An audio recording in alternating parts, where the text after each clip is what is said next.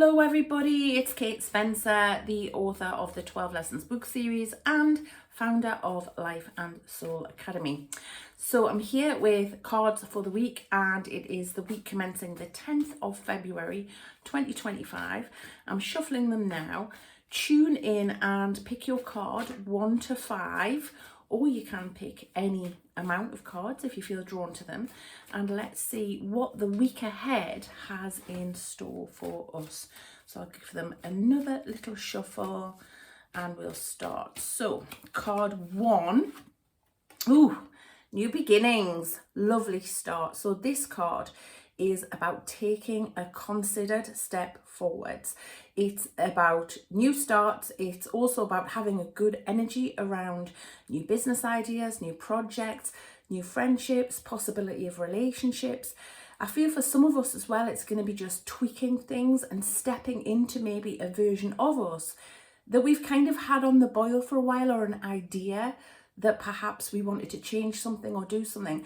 And I want to say, small hinges swing big doors. Little changes can make big differences. So yes, consider that. It's also about doors closing so that new doors can open for us. So don't hang on to the old stuff that is starting to drift away. If the universe is moving things out of your life and there's less resonance, whether it's people or situations, allow that. Don't panic. Got something on my eye.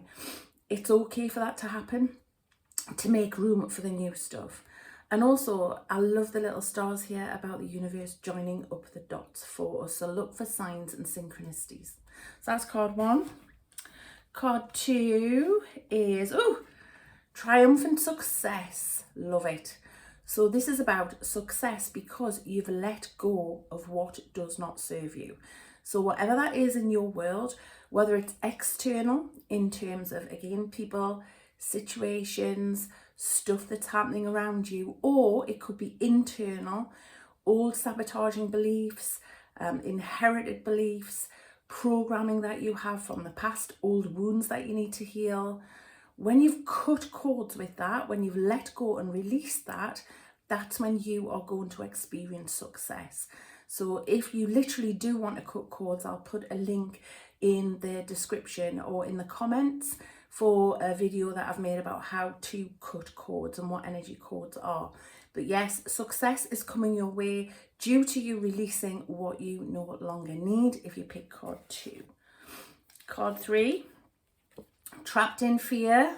So where are you stuck if you picked card 3? Remember that, ironically, what we focus on is what we get more of. And when I get this card in a reading, yes, I roll my eyes too, because it is ridiculously ironic. When you are stuck in fear and you're bringing more fear in and you can't get out of it, and you know you are, it's a little bit of a tricky place to be.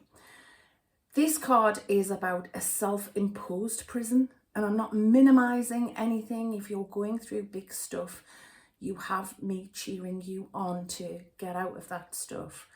But it's also about the fact that I see the light in the corner here.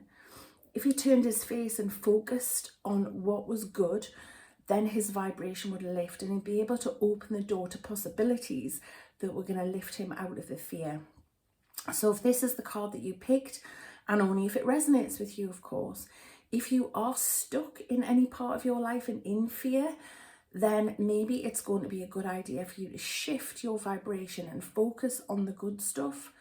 And I know it sounds all Pollyanna and twee, but by focusing on what is good in your life, you're really opening the doors of possibility to more good stuff coming in. Okay, so I hope that you're okay if you pick that card. So that was number 3. Card number 4, rest and rejuvenate. So if this card's come out for you and this is the one that you picked, and if you resonate with this, more self-care this week, please. Look for little pockets of time where you can dial that in. This card is saying you're really tired and you're depleted and you've been through some stuff. It's also a good time to get out in nature as well and to stay grounded. If you are feeling depleted, you might have had a lot of people and situations pulling on your energy, and you might feel like you're not really very present. A little trick that you can do, which is really effective, is to just take a breath and to click your fingers all around your aura with the intention that all aspects of you are coming back into the now, and that can help you to be a lot more present and grounded. Obviously, going outside and getting grounded is going to help you too, as well as carrying crystals like hematite. And essential oil of basil is really, really grounding. So if you've got any of that, you can take a sniff of that. I'm not an aromatherapist, disclaimer. You do you, make sure that you're sensible, but the frequency of that is really, really good for grounding. So card number 5, was that 4? Number 5. Oh, stand your ground. So if you pick this card, and if this resonates with you, you can possibly expect this week people pushing on your boundaries, maybe people violating your boundaries. It's a card that asks you to be in your power and to do so with grace and dignity. Sometimes when this card comes out in a reading, it brings up fear in people that they need to be a bit hostile. No, you don't. You can stand your ground with dignity and with grace. And you can maybe say to people, I don't know if you know this about me, but I don't let people speak to me like that, as an example. Remember that boundaries are little fences made of love, and that when you are boundaried and when you do stand your ground, it not only assists you, it also helps people to learn how to treat you as well. And that can really strengthen a relationship and make things much, much better. Although they are tricky to implement in the first place, especially if you haven't had very good boundaries or they're very weak and you've let people violate them before. The other part of having boundaries and standing your ground is you need to maintain it. It's a little bit like putting the toddler on the naughty step all of the time. So it's no good if you've created a boundary to let someone cross it, because then you're teaching them that actually I'm going to say something about boundaries, but it doesn't matter. So it actually does more harm. So when you do get them in place, make sure you maintain them. So I hope that's helped.